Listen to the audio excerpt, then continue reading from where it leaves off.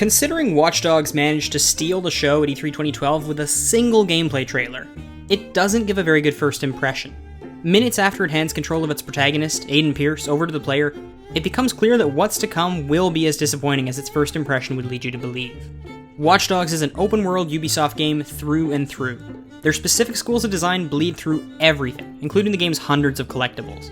As is the case with any Assassin's Creed game, you're given a big world with a handful of intertwining systems that work in tandem to turn it into an elaborate playground. In this case, it's the fictional rendition of Chicago. The idea here is that your character can hack into different parts of the city. Similarly to Starbreeze's Syndicate, you can activate specific objects to set up chain reactions on the fly. The open world design means that those reactions can create emergent situations based on how the AI works. Watch Dogs is at its best when it's capitalizing on how these systems play out together. A small gunfight can quickly escalate into complete chaos when you start shutting down the city's traffic lights. When cars start crashing into each other while thugs and policemen are having a firefight and the city civilians are frantically ramming their cars back and forth trying to make an escape, you start to feel like you're directing an action scene and it can be exhilarating. But the game doesn't seem to understand what it does best. The mission design is generally restrictive, often tunneling you through corridor shootouts, scripted hacking minigames, or forced stealth sequences.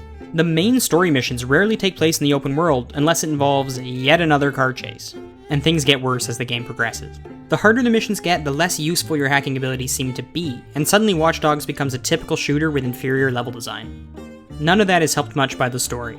The opening moments try to establish the game as a tale of revenge, but it lacks the sort of emotional depth needed to give the story a sense of gravitas. It's self-serious to an extreme, and it lacks the subtlety to address its own moral quandaries. While Aiden is supposed to be the tortured type, he ends up acting like a nihilistic monster that's too hypocritical to realize how much damage he does to those around him. Side characters are mostly one-offs, and none of them go any further than their single character trait. There's a moral system in place, but it's too superficial to have any real impact. It should have either been more in-depth or taken out entirely. And during side quests, the ambient dialogue becomes especially problematic.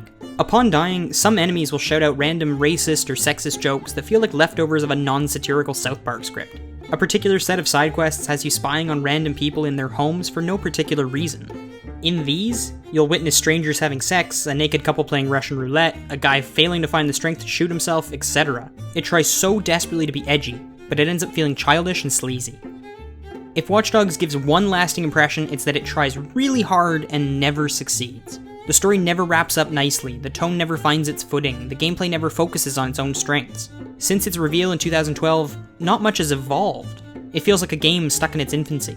It gets your attention, but it doesn't sustain any interest, so much as just try with reckless abandon to be the next big thing. And ultimately, it's just forgettable.